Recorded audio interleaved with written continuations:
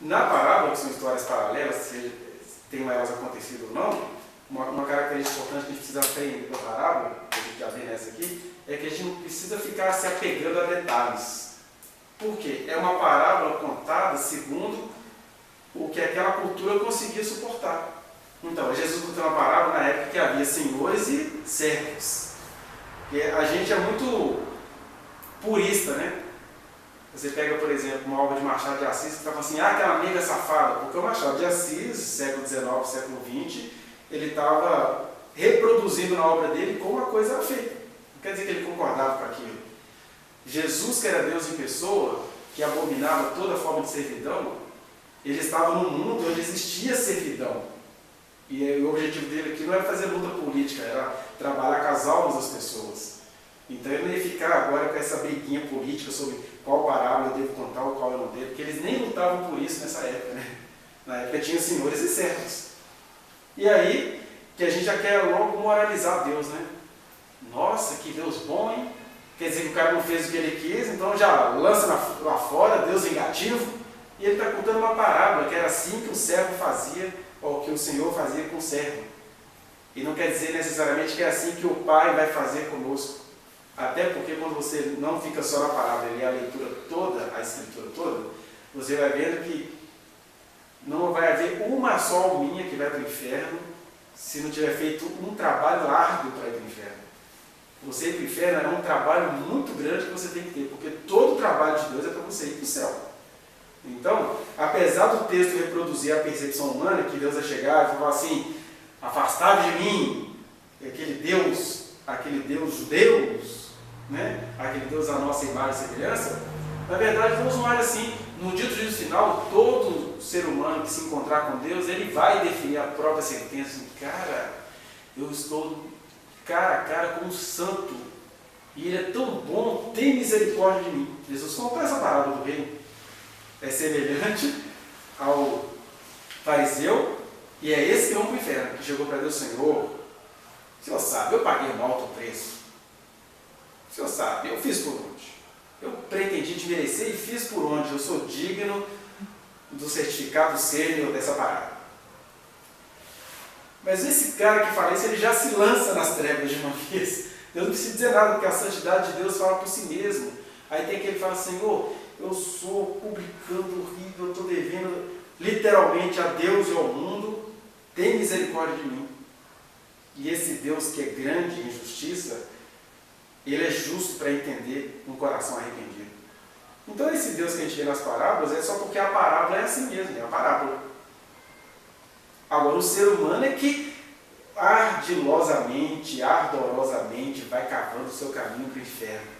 Essa é a grande coisa. Por isso que quando Jesus falou de inferno, eu fico muito triste quando vejo Malafaia orgulhosamente dizendo que Jesus falou mais de inferno do que de céu. Primeiro, isso é mentira.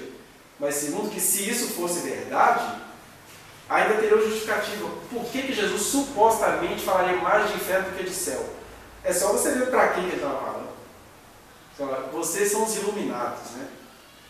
O mundo inteiro está vivendo lá, Roma, Grécia, os indianos, os ameríndios, todo mundo existindo lá, mas eu estou aqui no meio de vocês. Para vocês que não querem me ouvir, o inferno é uma possibilidade bem real.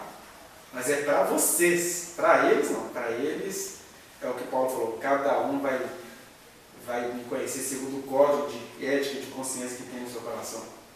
Para os outros é o que Malaquias fala, vocês estão se orgulhando aí porque vocês me oferecem sacrifícios? Eu recebo sacrifício do mundo inteiro, sabe aqueles batuques que vocês viram condenando lá dos africanos, achando que eles vivem na miséria porque eles sacrificam a deuses enganosos? Pode até ser verdade que os deuses deles são enganosos de acordo com a sua cultura, mas é a mim que eles estão adorando e nem sabem, eu estou recebendo louvores do mundo inteiro. Agora vocês têm consciência, afasta de mim o estrépito dos teus cânticos, que eu não quero ouvir a melodia dessas suas liras. Porque a luz que vocês receberam está muito mal recompensada. Né? Então o Deus é esse na boca dos profetas no Antigo Testamento, ele é assim o tempo todo. Então a gente precisa também ficar agora com esses higienismos, quando você lê uma parábola que Jesus contou a história de um servo, de um patrão em relação ao servo. Não quer dizer que Deus vai ser assim, mas o patrão é assim com o servo. E no dia do juízo, o sentimento é esse. para os que ficam moralizando o texto bíblico. Segunda coisa é que a história em si, ela é muito bonita quando você para com esses julgamentos moralistas acerca de Deus, né? E igual eu estava falando com vocês em outros momentos, a gente não precisa justificar Deus aqui, mas a gente precisa o tempo inteiro chamar esse nosso coraçãozinho que é tão bondoso quanto duro. Você vai na faculdade, eu me formei numa faculdade de Ciências Humanas, tive pessoas maravilhosas lá, meus professores, e alguns deles às vezes vinham com essa coisa, eu sou ateu, porque Deus é amor, né? Mas Deus é amor, se você falar com ele afoga todo mundo. E aquelas alusões, Deus é amor, facilita não que ele mete a fogo na cidade. Então, para eu não ficar brigando com esse Deus, eu sou ateu. Mas quando o cara fala isso, eticamente, ele está até com razões, a razão dele está bem estruturada. Mas o Evangelho não é só razão, né? O Evangelho é relacionalidade. Quando você vai andando com Deus, você fala assim, eu tenho certeza absoluta que o Evangelho é a anti-aparência. O Evangelho não é PSDB. Sim, perdoe meus fãs. Mas o PSDB é aquele partido que, quanto mais desgraça faz, mais tem uma aparência perfeita. E atrai, né? Nossa, Deus, é uma maravilha. Aí o que acontece? Como eles são a imagem perfeita, o moralista ateu, ele acaba caindo nessa questão. Porque ele vê Deus e Deus parece um demônio, né? Deus matou, Deus afogou, Deus fez, Deus aconteceu. Mas isso é uma narrativa de Deus. De acordo com que as culturas possam suportar, porque na verdade Deus é o Deus de toda graça, Deus é o Deus de amor, e quem morreu afogado está rindo de você, que está com raiva desse Deus que afogou. Quem morreu afogado, sim, meu filho, você não sabe que a melhor coisa que me aconteceu foi aquele afogamento? Não, isso é síndrome de Estocolmo, Deus te afoga e você vira fã dele. É porque vocês não sabem, no dia do juízo, nós teremos muita surpresa, e a Bíblia conta um pedacinho dessa surpresa. Tem versículo que crente também não gosta, né? Mas ali em 1 Pedro 3, do 18 até o 4, versículo 6, o Pedro diz isso claramente. Ele fala assim, foi por isso mesmo, né, que Deus desceu ao abismo e arrancou de lá os espíritos em prisão, que eram espíritos que morreram em desobediência, né, nos tempos do dilúvio, quando a unanimidade de Deus aguardava o dia. Você está falando agora de purgatório? Quer dizer que eu posso ir no inferno, posso ser salvo? Não, bobão, não estou falando de você, não, estou falando de quem morreu.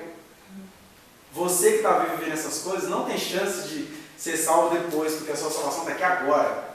Agora, aquele povo que não ouviu a mensagem, que teve que morrer afogado, eles não vão ao inferno, não. Só se entre eles teve aquele, né? Assim, Senhor, ele é um Deus de amor, mas eu não gosto disso. Por isso que eu falo, eu que queria ser Deus, você acha que é só o diabo que é diabo? O que tem de seres humanos diabos por aí? Eu que queria ser Deus, rapaz, eu não quero nada de você não. Esse cara vai para o inferno. E aí não é Deus que vai falar assim, lançar nas trevas onde haverá chama de ele vai se jogar, porque ele vai querer ir. Apocalipse mostra isso, que os filhos da besta, quando eles forem vendo os juízos que a terra vai sofrer, que não são provocados por Deus, mas é Deus deixando a natureza vomitar tudo que a gente provoca nela, aí diz que eles vão durante 6 meses, é tudo simbólico, né? Eles vão se contorcer, grunhir, morder a língua e mais ainda blasfemar. Eles não vão se arrepender. São os seres humanos que vão para o inferno porque querem, porque até o juízo que vai ser, vai acontecer nos tempos aí, das 7 taças, né? É para os homens reconhecerem, olha o que a gente fez, a gente precisa de Deus. Porque tudo que a gente faz é traço de imundícia. Trato de imundícia. Então, a gente tem que olhar a parábola com esses olhos não moralistas e tentando compreender que Deus é maior do que essa estética do texto. Mas, de qualquer maneira, vamos a algumas informações. Primeiro, a gente usa muito essa questão do talento para dores espirituais, para cutucar os outros. Né? Irmão, está escondendo talento. Deus vai te lançar nas trevas exteriores, ali haverá choro e ranger de dentes.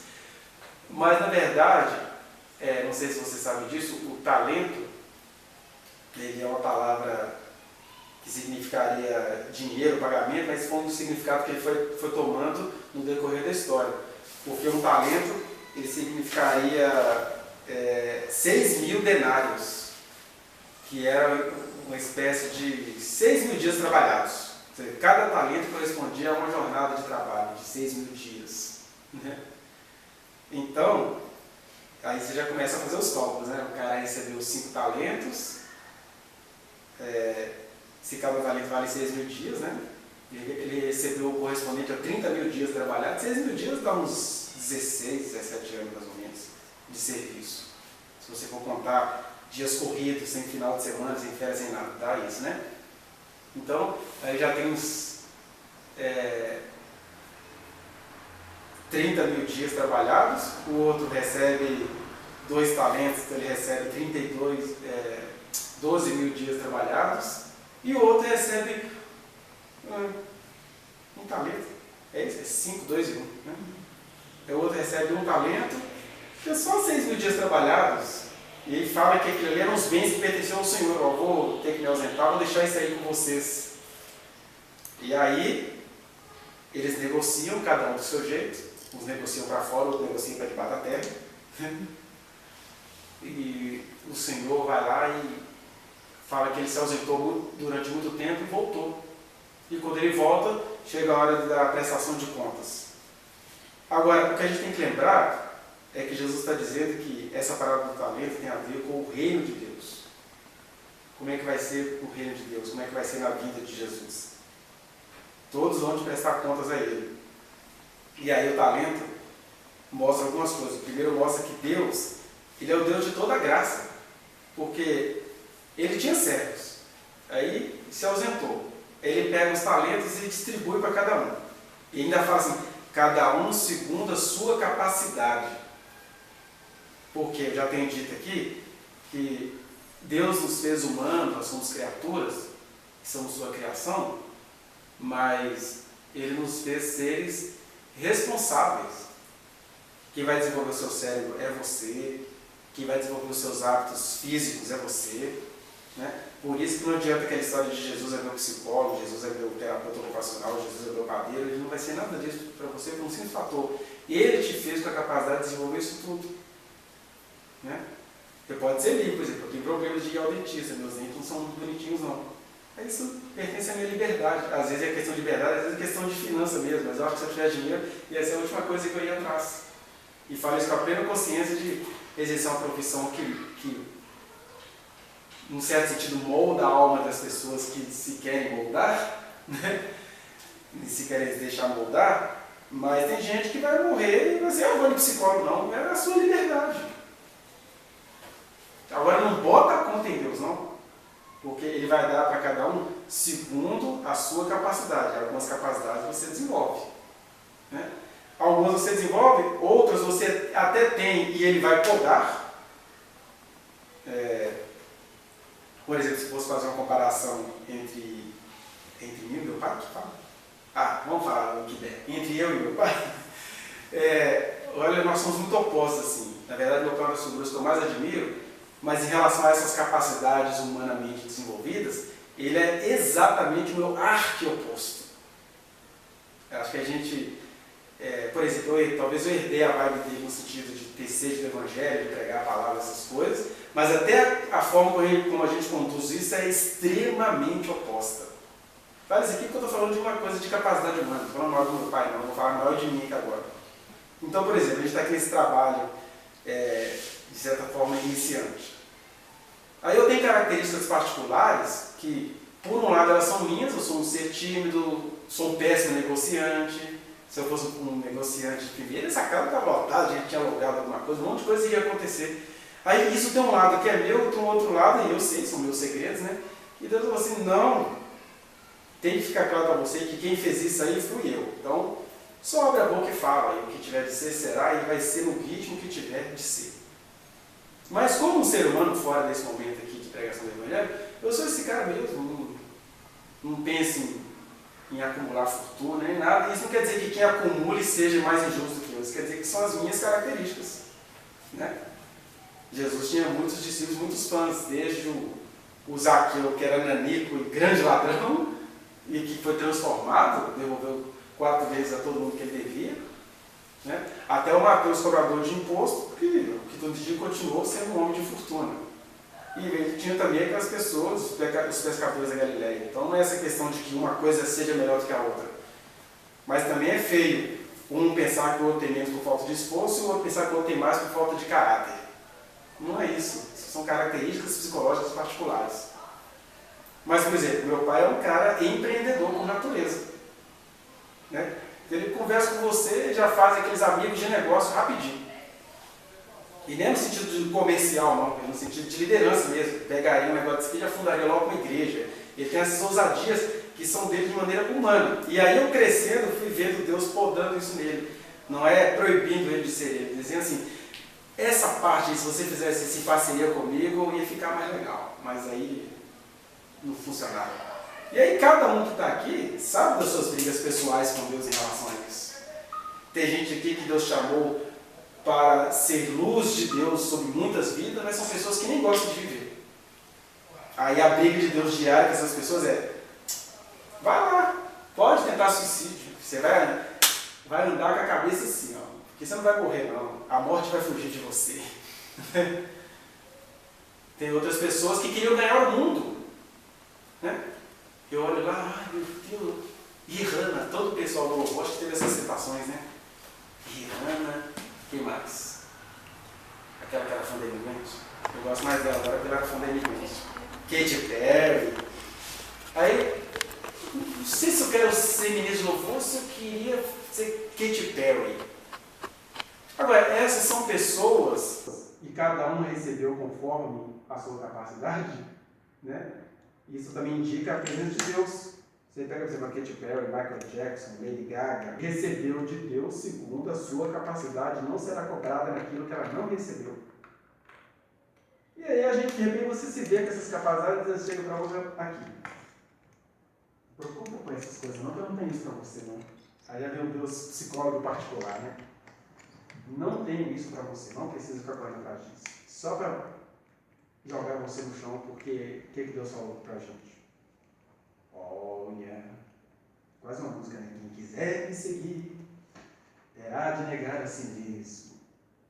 E o negar a si mesmo é exatamente isso. Não é que Deus não quer ou que Deus não tem uma coisa importante. Ele está trabalhando com a sua fantasia. Porque o importante tem a ver com a sua fantasia, não com o que Ele vai te dar.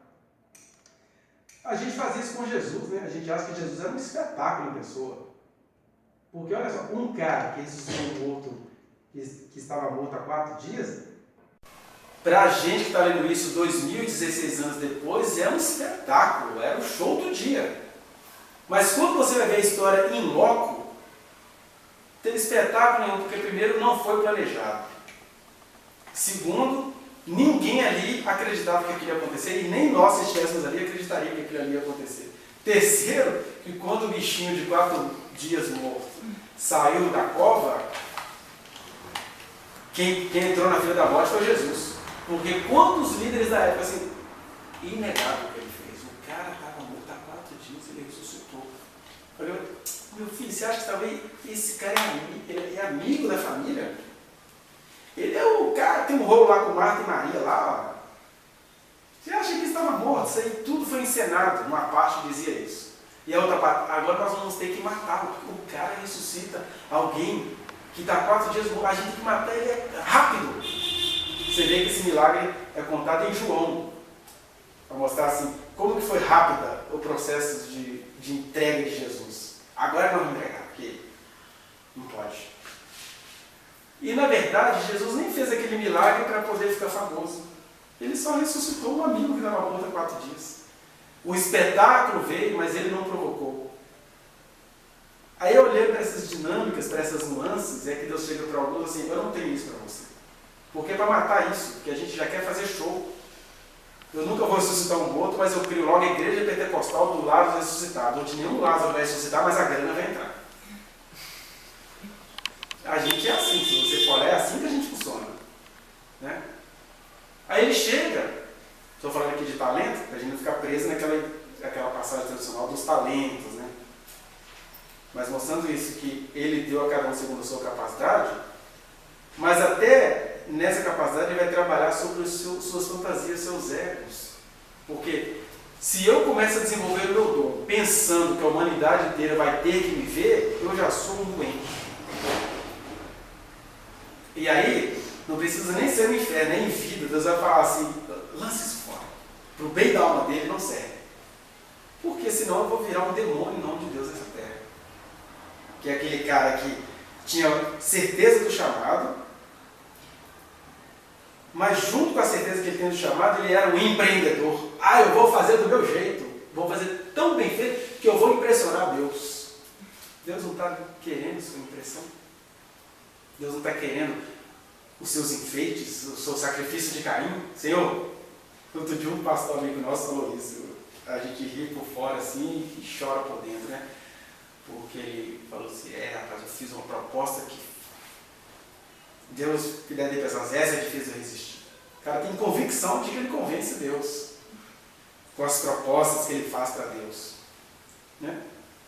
E aí, também, até no sentido de ensinar para a gente, ele vai ensinando a cada um conforme a capacidade que recebeu, né? Quem está falando aqui, você me conhece há muitos anos, você conhece o currículo de coisas quase feitas, né?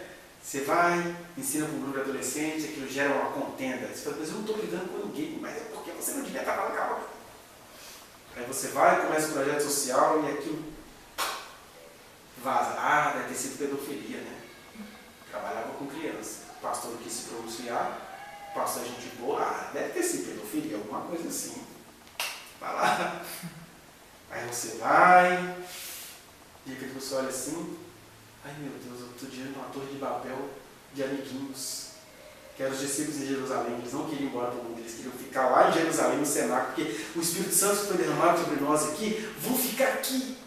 Pedro, Tiago, João, Filipe, Bartolomeu, a gente andou 3 dias com Jesus, 3 anos com Jesus, a gente entende tudo, vamos fazer a nossa torre de Babel do santuário. Deus fala assim, eu abomino isso.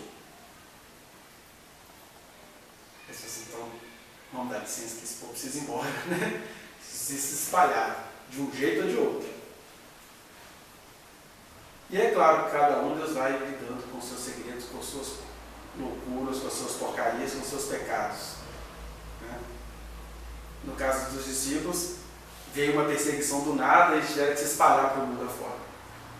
Aí a gente vai aprendendo também que, quando Jesus disse que onde houver 2 ou 3 reunidos em meu nome, pode ser que ele queira levantar muitos líderes aqui de igrejas poderosas, que eu duvido muito. Cada vez que eu fico mais velho, ontem alguém falou comigo, nunca vi índio de cabelo branco.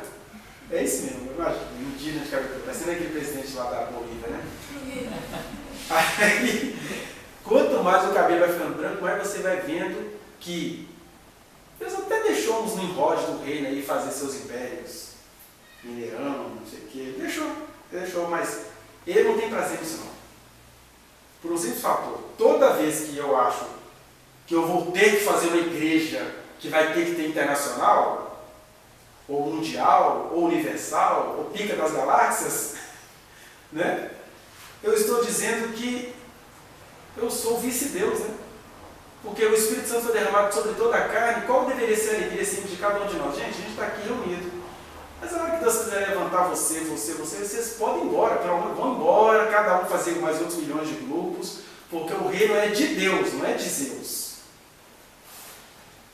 Mas na prática a gente tem dificuldade até de acreditar nisso, porque como que você vai resistir a uma coisa tão bem estruturada, que tem rede de televisão, que tem patrimônios lindos, maravilhosos? Fiquei sabendo agora que vai ter um templo maior, o templo de Salomão construído em Brasília.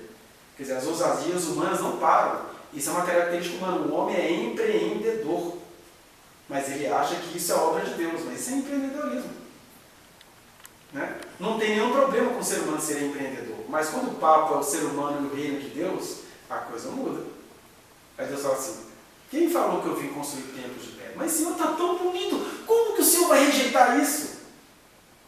Aí você pergunta o que se passa. Eu já avisei que eu rejeitei isso. Que as aves dos céus têm seus ninhos, as raposas têm suas covas. O filho do homem não tem um dia aqui na cabeça, por que está querendo fazer uma mansão para reclinar o povo, para eles fazerem um culto mais confortável? O culto tem que ser inconfortável mesmo, para ninguém ficar parado no lugar. Esse negócio de pedra, pirâmide, isso é coisa de quem quer conforto. Se você é o altar, é o trem mais inconfortável do mundo.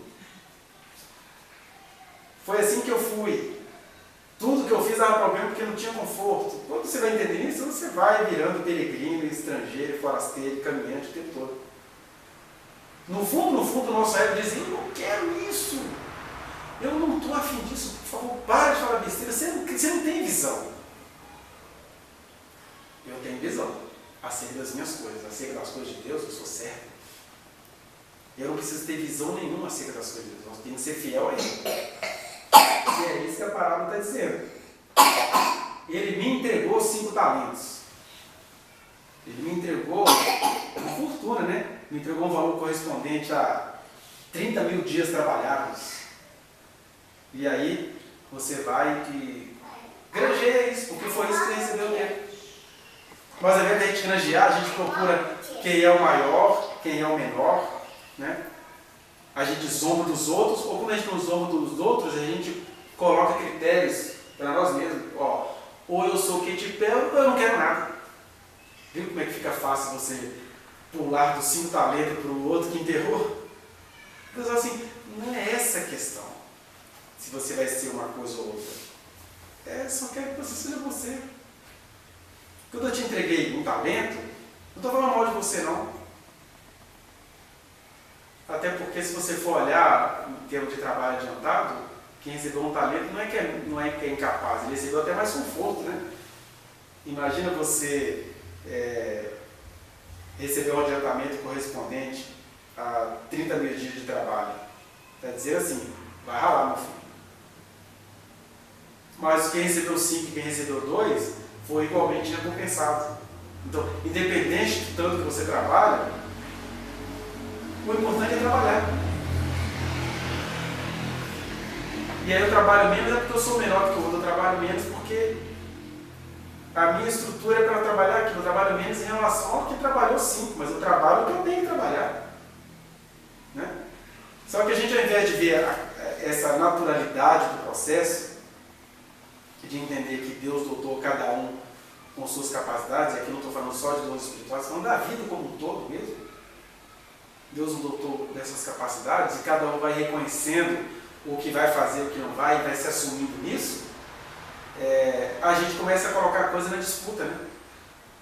Se ser de um lugar fosse maior ou melhor do que ser de outro. Agora, quem anda com Jesus começa a olhar assim, não é importância de lugar, nem importância de talento, é importância de fidelidade. É importância de você, quando Deus te dá uma coisa a mais ou a menos, Ele já está mexendo no seu ego. Ó, vamos ver o que Ele vai falar de mim. Porque tudo que falares de mim estarás falando antes de ti. Né? Enfim, a gente poderia fazer 1 milhão de viagens aqui sobre essa questão do talento. Mas vamos ver o que o cara que recebeu menos fala. E o talento aí é a vida que você recebeu, que é a única. A única vida que você recebeu, ela tem que ser vivida com muito critério, porque ela passa rápido. O trabalho pode corresponder a 30 mil anos, mas seja 30 mil, 60 mil, vai passar. Né? O Noé viveu 600 e 700 anos, né? Mas ele morreu, já tem mais de 10 mil anos que ele está morto. Está na vida eterna, mas esta vida aqui neste planeta foi a única que ele teve. Então, você ser trabalhador fiel nesse sentido, de você trabalhar com critério, com respeito, com carinho e em adoração, a única vida que você tem debaixo do sol, que é o que o livro de Eclesiastes vai dizer. Eu sei que eu tenho vida eterna, mas a única vida que tem debaixo do sol é esta. E aí, é claro, eu não vou cair na espertalice de criar uma vidinha boa para mim.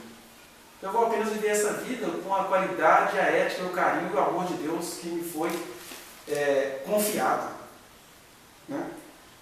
Mas aí o homem que recebeu um talento, diz assim no versículo 24: chegando por fim ao que receberam um talento, ele falou para o Senhor: Senhor, sabendo que tu és homem de severo, que ceifas onde não semeaste e ajunta onde não espalhaste, receoso. Então chegou assim, educado, né? Ah, Senhor, pensa a Deus, receoso, eu escondi na terra o teu talento, aqui tem. Não fiz nada de mal, não, né? O Senhor não vai fazer nada de mal comigo, não, né? O Senhor não presta, quem presta sou eu, por isso eu cuidei de guardar o seu talento. Enterrei até na terra que é para ninguém achar fácil, tá? Lá está aqui o que é teu. Mas olha que legal. que interessante que o texto mostra, porque esse cara que recebeu esse único talento, ele fala assim, sabendo que o Senhor semeia onde o Senhor colhe onde o Senhor não semeou, quer dizer, ele tem uma notícia e ele acredita que o Senhor é aquilo, que é aquela história que eu estava falando para vocês. Deus matou, Deus afogou. Eu fui numa igreja no culto de domingo, fui mesmo, de verdade, em 1999, nunca mais vou esquecer dessa data. Fui numa igreja no culto das 17 horas, pesquisar. E naquele cultinho das 17 horas, o Deus que estava ali presente, ele recolheu nada mais, nada menos do que 5 ofertas. E eu fui fazendo a contabilidade daquela divindade lá. Eu lembro para eles cantarem uma música. É tudo estratégico assim. Vou cantar uma música, aí, irmão, para cantar essa música tem que comprar aquele livrinho que está ali no meio, que tinha música. O livrinho custou R$5. Aí até onde eu consegui contar, 150 pessoas foram lá e compraram o livrinho para cantar uma música. Um livrinho grossinho. Livrinho pequenininho. Vai ser um Novo Testamento. Eles cantaram uma música uma vez só. Aí calcula aí 150 vezes R$5. Isso em 1999. O cultinho dá 5. Mas isso acontece às 10, às 17, às 23, às 32, sem parar. Aí você vê esse Deus, olha, Deus é o mais engraçado, mas prospera. Fala mal para você ver. Prospera. Aí você fala, Deus é isso, cara. Porque se esse cara faz isso e Deus não vai fazer nada com ele, então Deus gosta disso. Deus não se alimenta de louvores, mas de ofertas financeiras, por sinal. Porque quanto mais porcaria o cara faz, mais para longe ele vai indo, ele vai chegando ao alto e sublime trono, nos esquecendo de que Jesus falou, gente, quando vocês veem essas coisas se prosperarem, qual que é a frase de Jesus? Eles já receberam a sua recompensa. O que Jesus está querendo dizer? Não tem mais nada depois daqui não. A recompensa está dada. Qual que é a recompensa? Meu filho, seus templos eram bonitos, seu vaso era de ouro maciço, não sei se vocês sabem disso. Tem umas figuras aqui no Brasil que o vaso sanitário dele era de ouro maciço. Já recebeu a recompensa, porque também por que eu quero ir para um banheiro que tenha vaso de ouro maciço? Né? Aí Jesus, não estou fazendo acusação, não, foi Jesus quem disse, eles já receberam a sua recompensa. Porque o ouro, o incenso e a mirra que Jesus ganhou, ele ganhou de macumbeiros do Oriente, foi para ele se sustentar, né? Ele ganhou o talento de ouro e ele viveu daquela venda daqueles ouros. Por isso que Deus providenciou para que as aves dos céus trouxessem a semente. Agora, Jesus nunca fez campanha. Gente, eu sou filho de Deus, eu vivo disso, gente. Eu vou. Não, vocês não entendem o que eu falei. Essa mensagem vale ou não vale isso? Jesus não fez isso, porque senão ele já teria recebido a recompensa dele. Mas a gente olha para isso tudo e fica assim, mas Deus é assim. Mas não adianta você ficar pregando contra isso não, porque é isso que dá certo. Aí Jesus está falando com cada pessoa que ele entregou talento. É quem falou que eu estava falando em dar certo? Porque quem recebeu 5 ou 2 talentos, eles não ficaram preocupados se ia dar certo, eles apenas negociaram. Isso dentro da história. Porque o reino de Deus não combina muito com negócio. A não ser quando é negócios de alma, de amor. Né? Negócio no sentido de, como Paulo falou, né? Fiz-me louco, fiz-me como louco para ganhar os loucos. Aí quando ele queria ser ouvido pelo pessoal de Jerusalém, rapou a cabeça. O negócio é nesse sentido, esse é o granjear o talento. Né? Não é bem o estilo que eu gosto de cantar. Eu tenho muitas críticas àquela cantora que vocês já conhecem bem, mas essa música que a gente cantou dela aqui é linda. Isso é que é negociar, dizer assim, isso prova que eu não tenho ódio da pessoa. Essa música ela fez é de Deus mesmo. Agora, qualquer bobeira que ela fala na internet vai ser criticada também. O que eu estou negociando é o amor em mim que precisa crescer nos outros. Agora, eu não estou negociando que eu vou dominar você. Que você vai ter que ouvir a voz de Deus só através de mim. Isso parece muito o reino de Deus, mas não é. Então, Deus chega e mostra pra gente que a gente pode ter um coração igual desse cara. Por que ele não fez nada? Porque ele pensava mal de Deus e você não vai fazer. E há pelo menos 2 maneiras de você pensar mal de Deus. A primeira é essa. Ó, Deus é mau. Deus afogou os outros, ele quebrou todo mundo. Deus é picareta. Não sei se Deus parece com o Calil ou com o PSDB, é igual as eleições de Belo Horizonte, já acontece essas duas coisas aí, mas já que eu não tenho muita solução com Deus, eu resolvo do meu jeito. Jesus está demorando demais a fazer milagre, então eu vou logo, a gente vai vir de branco, todo mundo, semana que vem, com um propósito, tá? As mulheres vão rapar a cabeça para fazer uma coisa diferente, vê se isso aqui não dá certo. Aí você está aumentando o talento, mas esse é um talento que Deus não vai receber. Ou então você faz igual o cara. Não, eu não quero fazer mal, e para não fazer mal também não vou fazer bem. Enterrar isso, assim, eu não vou viver. Já que eu descobri que o que Deus tem para mim não é aquilo que eu estava pensando, então abandona o barco e vai fora. Não quer saber nada. Eu vou te dizer uma coisa, Deus não tem dó de gente assim não. Deus é amor, mas ele não tem dó. Aliás, Deus é amor e por isso ele não tem dó. Quem tem dó não tem amor, quem tem dó quer dominar a sua vida. Quem tem dó quer comprar a sua alma. Como Deus não tem dó, você vai enterrar o seu talento. Eu vou dizer, ué, mas quer dizer, então você sabia que eu era isso tudo? Mas mal é você, porque se você tinha certeza que eu era isso tudo, o que você podia fazer já que você é uma pessoa mais ética do que eu? Você podia pegar o que é meu e entregar para os banqueiros. Né? Aí você não ia fazer o mal, mas pelo menos ia ser honesto com você mesmo. Agora você tem certeza de que eu sou isso tudo. E enterra é quando a gente usa o que a gente ouviu de Deus para não fazer as coisas que Ele nos confiou. Né? E aí eu nem sei direito por que eu estou falando isso aqui, mas o que eu estou dizendo é que nós temos maneiras sutis de enterrar o talento. Às vezes é um enterrar assim, não fazendo nada com raiva de Deus e morrendo cedo. Ou fazendo tudo contra Deus. Né? É aquela coisa assim, ou não vem me falar nada de Deus, eu já sei como é que é o esquema, eu vou fazer do meu jeito, e, cara, eu sou um cara tão bom no que faço que dificilmente Deus vai rejeitar isso aí. Deixa comigo. E assim são muitas coisas aí que vocês veem crescendo no Brasil, chamado de reino de Deus, de evangelho, né? Então, a gente precisa tomar cuidado para a gente não cair nesses dois tipos de enterro de talento. Né? Que um é pela omissão e o outro é pela ação humana.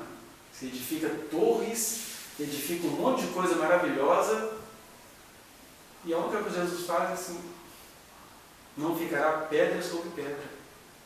Ou Paulo vai dizer, gente, a gente tem que ver o fundamento.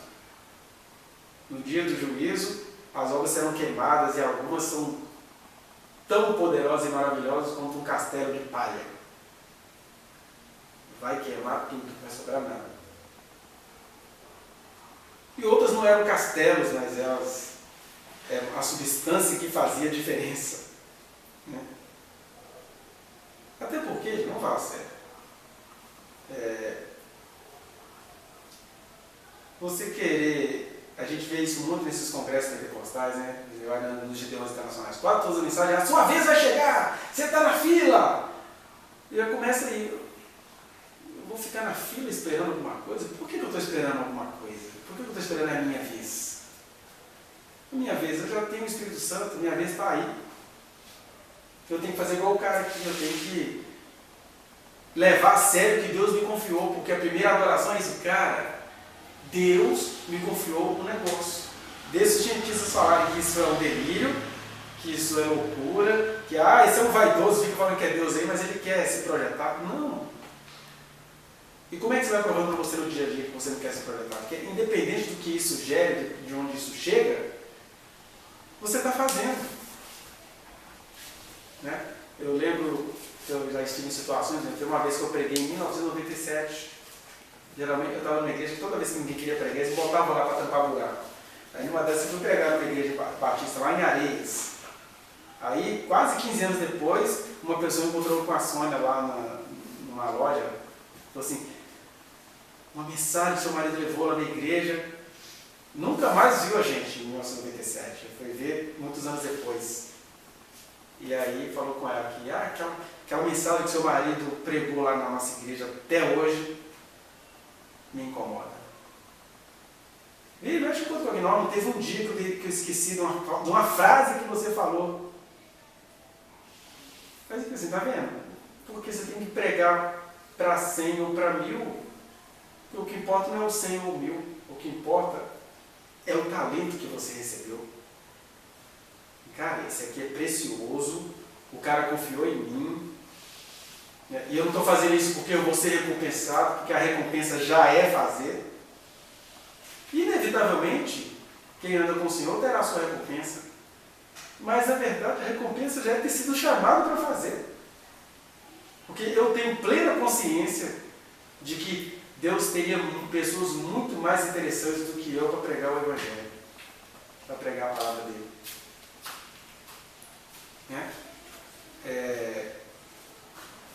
Eu tenho pessoas aí que eu reverencio. Eu tenho muitas amigas feministas que dizem, nossa, se você é crente, hein? Eu tenho verdadeira reverência pelas minhas colegas feministas, porque eu não gosto de ficar em volta feminismo, não. O pessoal fala umas propagandas erradas que eles veem por aí. Aquelas frases prontas, feminismo é mostrar peito, não sei o quê. Na verdade, são as pessoas mais éticas que eu conheço, pessoas de profundo amor. Aí, você tem uma reverência por essas pessoas, e você, as feministas estão ali, cale-se diante dele, todo psicólogo, crente. Respeita as minas. E aprende com elas. Então, tem pessoas que poderiam ser chamadas. Mas se ele confiou a mim, o que custa trabalhar direito? E trabalhar direito não é porque ele também confiou a mim o grau de importância. É porque Jesus falou que aquele que crê em mim, como diz a Escritura, do seu interior fluirão rios de água viva. Então a água flui. Tem hora que eu me vejo sendo zoado por algumas pessoas próximas, umas bobeiras que eu faço, né? Por que você está postando isso aí? Ninguém lê isso. Aí, junto com a crítica, que parece lógica, aí a crítica é lógica. Ninguém vê isso. Por que você está postando isso? Vem a outra, não, eu só estou postando isso porque eu recebi a confiança de dizer e postar. Só isso. Não tem que ser visto. Se for visto por uma pessoa que tem o poder de transformar o mundo, cumpriu o objetivo que me foi confiado. Eu não estou lá concorrendo a visualizações, né? Todo mundo fica feliz com o excesso de visualizações. Mas se deu isso, tudo bem. Se não deu, o importante é que eu cresci para dentro. Cresci em raiz. Esses livros que vocês leem aí de Bíblia, isso tudo é livro de perdedor. Pega só a historinha do João, o discípulo que mais viveu. Bobinho, bispo de Éfeso. Você que é bispo de Éfeso? Não é bispo de universidade, é bispo de Éfeso. Então, um monte de gente que custava reunir para poder dar instruções para eles, depois todo mundo se espalhava. Aí depois daquele homem velho, gagá, exilado na ilha de Patmos, está lá, velho. Aí até para o cara ter a visão, ele não tem paz, porque é visão de velho. Aí o velho vê uma besta de 7 cabeças e 10 chifres. E aí quando você vai pegar o livro original do Apocalipse, os estudantes de grego falam que o Apocalipse foi escrito por alguém muito debilitado, estava com sono. Tá escrito que eram visões que o João estava anotando, aí o papel escorregava, né? É legal ver esses estudos da letra assim. Você vê assim, mas ele levou a sério que ele recebeu de Deus. O que ele recebeu de Deus? João, vai vivendo. Viva! E aí tem uma promessa que vai se cumprir em você. Vossos jovens terão visões, os vossos velhos sonharão. Você vai viver para você ficar velho e sonhar. Aí o pessoal com vocação para um talento fala assim, sério, vai que Deus quer isso para mim, vai ficar velho.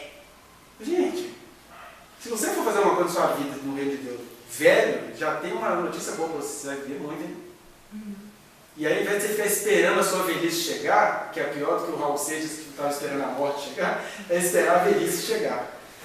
Cai de boca aberta, escancarada, rindo, esperando a velhice chegar.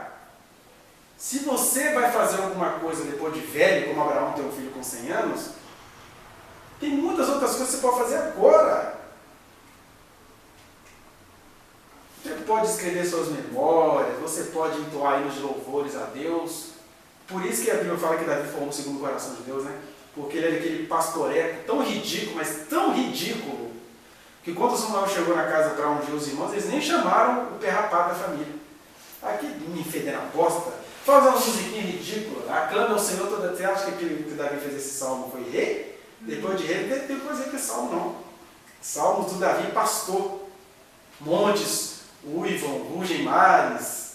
Né? É o que pastor fedendo a bosta de ovelha, coçando mosquito, defendendo ovelha? Quem vai defender ovelha? Esse podia matar bicho, né? Porque o dia que ele ia matar uma ovelha tinha toda uma reverência por trás daqui. Ele tratava bem as ovelhas, agora chegou a hora do sacrifício. Né?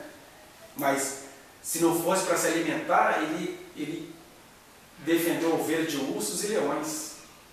Foi por isso que ele falou assim: eu acho que eu posso inventar o Golias, porque se Deus foi comigo lá, ele vai ser comigo aqui também. Mas ele não estava matando ursos e leões, porque um dia eu vou chegar e vou encarar um gigante. Não. Essa coisa seria ali na hora. Então, esse é o coração de quem não tem planejamento estratégico. O planejamento estratégico é muito legal para um ser humano. Agora, quando você está fazendo um trabalho que te foi confiado pelo Senhor da vida, só tem um planejamento estratégico. Ele vai cada vez mais sendo planejamento e menos estratégico, que é você andar com o Senhor. Gente, a vida com Deus é simples assim. É você invocar o seu nome, você ser altar, você contar com Ele. Mas não é divulgar isso não, que a gente, ainda mais nessa geração de Facebook, me perdoe quem faz isso aqui. Mas às vezes é insuportável você entrar no Facebook, te amo Jesus! Ai, foi tudo lindo! Aquela coisa, aquela purpurina, parecendo rapaz romântico jogando rosas do helicóptero no programa do Faustão. Eu desconfio profundamente quem faz isso. Porque amor é amor, amor não é trombone. Quanto mais a trombeta toca, menos é verdade. Que até a trombeta do arrebatamento, não sei se vocês sabem disso, será uma trombeta subjetiva. Não pensem vocês que a humanidade vai ouvir o som da trombeta, não. Né? Vai ser uma trombeta que quem vai é que vai ouvir. Quem não vai ouvir, eu acho que tem um sequestro coletivo aí. Seu trabalho já parou, o avião caiu, porque o crente ele é muito frustrado, né? Ele quer ser arrebatado, mas olha o arrebatamento na cabeça do crente. Nós temos que ser honestos, que a gente é muito cheio de fantasia negativa. O arrebatamento é, a trombeta tocou, nós vamos embora. Agora vai ficar todo mundo do céu olhando para a terra. Vamos beber os convites, não foi no baile funk, mas vocês vão tudo se... Só não vai falar palavrão porque está no céu, né? Mas é o sentimento do palavrão. Vai se ferrar. O shopping explodiu. O avião caiu sem piloto. Mas eu vou dizer uma coisa para você. Deus é tão perfeito que quando o arrebatamento vier, e como ele quer que seja imperceptível, porque essas fantasias todas, se você for olhar, foi a tradição cristã que criou. Não tem nada disso na Bíblia. Jesus fala assim, 2 estarão no campo, um será tomado e deixado o outro, mas ele não fala nada que vai acontecer depois aí. 5 nessas e 5 prudentes. As nessas até pedem, que era uma parábola, né? Mas também não conta depois o que aconteceu depois daquilo. Aí vai dizer que ele vai vir com poder grande glória e vai recolher os seus, mas não diz o que vai acontecer, igual aconteceu com um LP que fez sucesso na década de 80, né? Notícia no rádio, não sei o quê. Isso são mais fantasia de quem vai querendo ficar do que na verdade. Deus é Deus, e se o arrebatamento vai ser um ato dele, ele também quer gerar uma outra situação aqui. Na verdade, tudo vai continuar como está, né? Vai ter notícias só explicar alguma coisinha e tudo vai ficar como está. Até porque Jesus deu até uma dica acerca disso. Porque, embora ele fale de metades, na verdade ele está dizendo assim, porventura, quando o Filho do Homem voltar, achará fé na terra? Isso é uma coisa tão irônica, porque igreja ele vai achar, mas fé não vai. De maneira que vai chegar uma geração onde tudo estará muito lotado, mas vão ser tão poucas pessoas que vão sumir. Esse é um doido qualquer aí, sai no meio do culto, não voltou mais. Porque ele vai sumir do seu lado, mas você não vai perceber, porque Deus detesta fazer show. Ele é tão Deus que ele não precisa fazer show. Ele só é. como as estrelas que brilham agora sobre as nossas cabeças. Elas não estão fazendo show, elas só estão brilhando. Quem vê, vê, quem não vê, não vê. Está ali. E o crente que recebeu o talento deveria ser assim. Eu não estou trabalhando para ganhar, mas também não preciso enterrar para falar para Deus que Ele não presta. Eu só preciso trabalhar, porque trabalhar é graça. E não trabalhar nesse sentido, nem capitalismo nem socialismo. Trabalhar de ser gente. Estou sendo gente. Fui iluminado pelo Espírito da graça do Senhor, estou sendo gente. Isso não vai nem me enriquecer, nem me empobrecer. Isso só vai fazer eu ser eu. Né? Então, quando a gente entende isso, se tem alguém que desistindo de ser quem é, não gostou muito de receber de Deus o que é, começa a pensar diferente. Porque, não sei nem se vocês conseguem captar isso, mas o que eu estava tentando dizer é que às vezes até quando Deus diz assim, você não vai ser isso, é só para matar a sua fantasia, porque a fantasia estraga a gente. Porque se ele também fala assim, você vai ser isso, pronto, você vai virar um ser insuportável. É igual gente quando está querendo saber se a pessoa é escolhida, né? Eu aprendi muito cedo isso e falava com a pessoa, para com essa bobeira, para com essa idiotice, porque é assim. Enquanto Deus não fala quem é, você vai ficar enchendo o saco.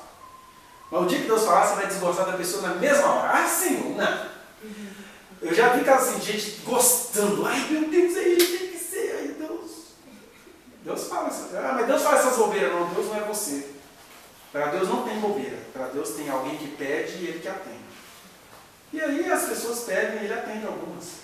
Só que Ele atende, mas não faz a pessoa deixar de ser a pessoa boba como ela é. Meu céu, é a que está do seu lado. Na hora o cara desgosta. Dá morrendo de amores até um segundo atrás. Aí já olha assim, nossa, que mulher feia, pelo amor de Deus. Porque a questão não é nem Deus revelar ou deixar de revelar, é que toda vez que Deus se manifesta para você, está mostrando quem você é. Porque como Ele é Deus, você se descobre na hora. Deus não é espelho mágico, mas Ele te delata o tempo inteiro.